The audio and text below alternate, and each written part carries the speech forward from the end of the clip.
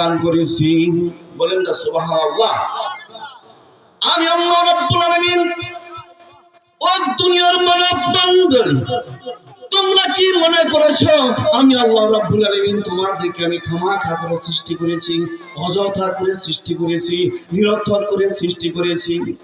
আল্লাহ রাব্বুল আলামিন বলেন, আফাহাসিবতুম আন্নামা খালাকনাকুম আবাসা ওয়া আন্নাকুম ইলাইনা লা তুরজাউন। আমি আল্লাহ রাব্বুল আলামিন তোমাদেরকে খামাখা করে বানাই নেই, অযথা করে বানাই নেই, নিরর্থক করে বানাই নেই।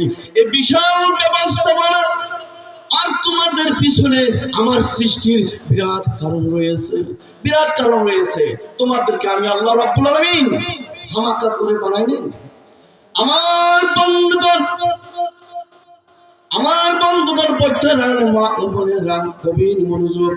মহান আল্লাহ রাব্বুল আলামিন আমাদেরকে মুসলমান বানিয়েছেন, মুসলিম ঘরে পরিবারে জন্মগ্রহণ করেছেন।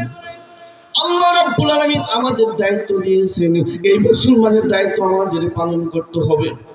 আমার বন্ধুগণ, কোরআনকে যদি আপনি প্রশ্ন করুন, ও কোরআন তুমি বলে দাও তো, ও কোরআন তুমি বলে দাও তো, আল্লাহ রাব্বুল আলামিনের নিকট কার কথা সবচেয়ে উত্তম হতে পারে, কার কথা সবচেয়ে বেশি প্রিয় হতে পারে, কার কথা সবচেয়ে দামি হতে পারে?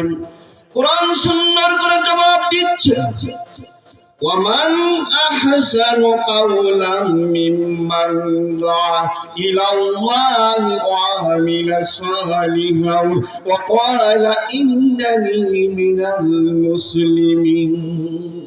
আমি আল্লাহ রাব্বুল আলামিনের নিকট আর কত সবচেয়ে উত্তম হতে পারে, প্রিয় হতে পারে, দামি হতে পারে, যে নাকি আমি আল্লাহ রাব্বুল আলামিনের পথে ডাকে, আহ্বান করে আমার কোরআনের পথে ডাকে, তার কথার চাইতে আমি আল্লাহ রাব্বুল আলামিনের নিকট কারো কথা প্রিয় হতে পারে না, দামি হতে পারে না, উত্তম হতে পারে না।